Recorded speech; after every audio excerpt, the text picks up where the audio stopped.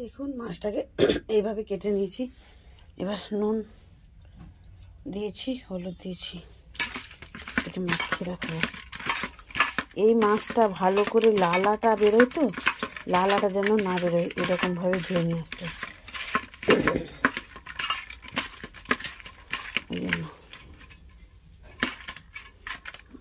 আর এখানে একটু মোরালা মাছ ছিল, একেও আমি নুন হলুদ মাখিয়ে নেব। মোরালা মাছটাকে আজকে পাতা পোড়া করবো। দেখুন লাঠা মাছগুলোকে আমি সুন্দর করে ভেজে নিচ্ছি, কড়া করে ভেজে নিচ্ছি, কারণ আমার ঘরে মাছ ভাজা একটু কড়া হলে খায় না। আবার যেটা কাঁচা মাছ রান্না করে কাঁচা তালে করি, কিন্তু কড়া মাছ না ভাজলে খায় না। এটাতে আমি ঝোল রান্না করবো, কী দিব আমি যেটা দেখাবো। পেঁয়াজটা কুচিয়ে নিয়েছি, বাটবো বলে, বাটতে সুবিধা হয় পেঁয়াজ কুচিয়ে নিলে।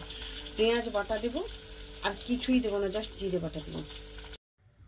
লাঠা মাছের ঝোলটা বানানোর জন্য কড়াই তেল দিলাম,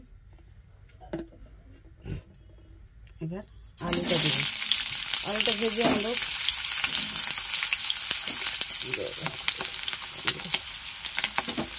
আলুটা ভেজে আনবো।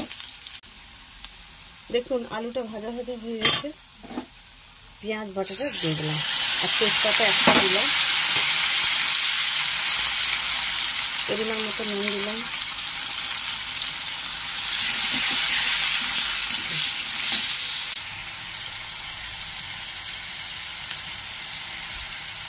হলুদ গুঁড়ো দিলাম, একটু ভালো করে এবার কষাবো।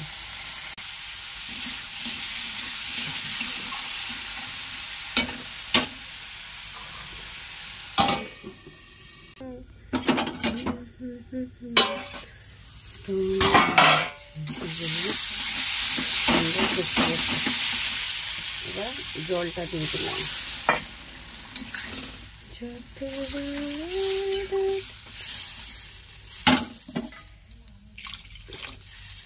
আলুটা সেদ্ধ হোক, আলুটা সেদ্ধ হতে হতে আমি তার জিরেটা বেটে নিই, তারপরে আমি দেখাচ্ছি কি করছি। ঢাকনাটা খুলে দেখতে কি ব্যাপারটা হয়েছে।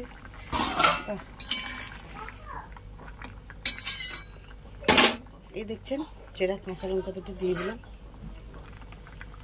আলু সেদ্ধ হয়ে গেছে না, এবার মাছ ভাজা দিয়ে দিলাম, জিরে বাটাটাও দিয়ে দিলাম।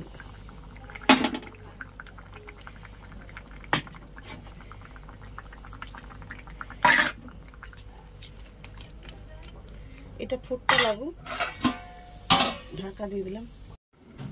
আশা করি এবার ঝোলটা হয়ে গেছে। বাহ, সুন্দর হয়েছে, এবার নামিয়ে নেব।